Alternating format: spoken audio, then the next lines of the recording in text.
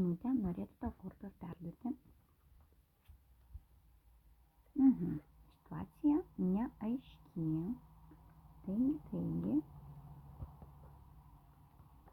Yra sustojimas, galbūt tau reikia pertraukos ir tu specialiai lauki.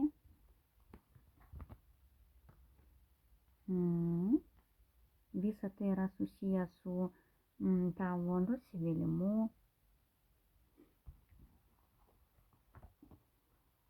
Taip, galimos ligos, galimos santykiuose skyrybos, ne, po krizės. O konkrečiau, dar konkrečiau.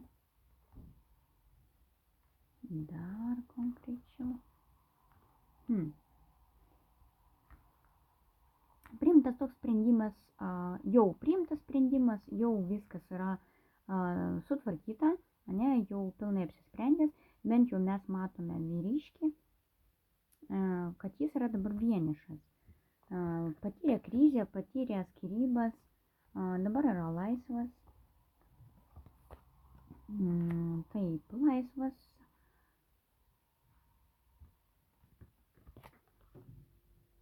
Ieško partnerės, ieško meilės, paieškos, ne? Na, kol kas irgi jaučiasi vienišas, nieko neranda, ne, nieko tinkamo neranda. Taigi, žiūrėkim, ką tau atsiūs. Taigi, tau kažkokia tai situacija atsiūs aukščiausios jėgos išėjimą iš šitos situacijos. Na, parodykit dar. Štai ir dama atsiranda tavo gyvenime. Dama yra darbšti, tvarkinga. Štai ir tu.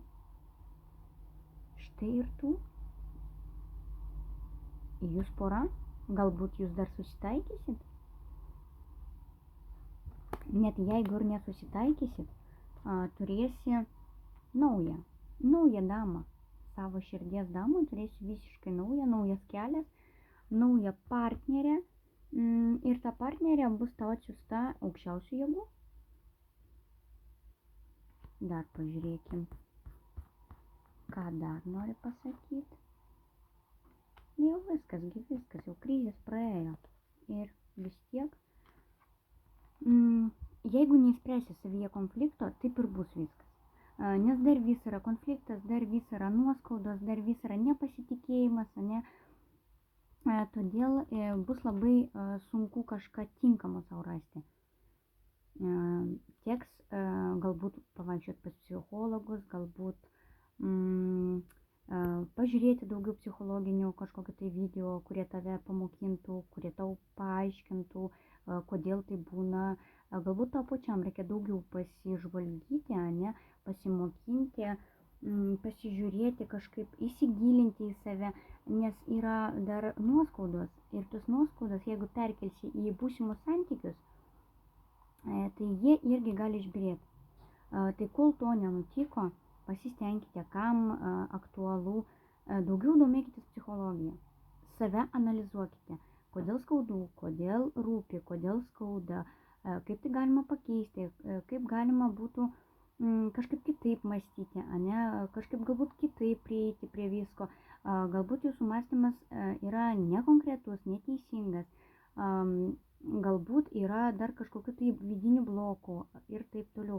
Žodžiu, reikia gilintis į save, nes kitaip atnešit dar vieną netektį, dar vienus sugriausit santykius, sugadinsit kitiem žmonėm gyvenimus, tiek savo, tiek kitiem. Tad labai stipriai prašau pasidomėti savimi, ne įsigilinti į save. Na kągi, sėkmės.